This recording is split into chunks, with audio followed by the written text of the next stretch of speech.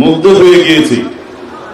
এই শৃঙ্খলা, এই শান্তিপূর্ণ শোনার মতো মানসিকতা আপনাদের দিলে কি গুজরেছে আমি জানি।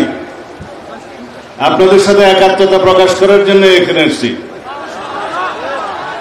তার আগে কিছু কথা। আমি বাংলাদেশ জাতীয়তাবাদী দলের একজন কর্মী।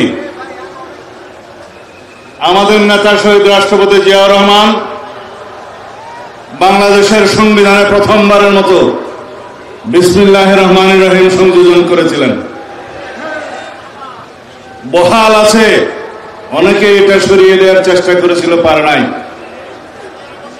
কিন্তু যেটা বহাল নাই, রাষ্ট্র পরিচালনার মূলনীতি হিসাবে আমরা যেটা সংযোজন করেছিলাম, শহীদ রাষ্ট্রপতি জিয়াউর রহমান মহান আল্লাহর উপর আস্থা এবং বিশ্বাস সংবিধানের প্রস্তাবনায় ছিল এবং রাষ্ট্র পরিচালনার মূলনীতিতে ছিল। অনুচ্ছেদ 8-এর মধ্যে সেটা তুলে দেওয়া হয়েছে, আপনারা জানেন। আপনারা কি চান সেটা আমরা পুনর্বহাল করি? আওয়াজ তো কম।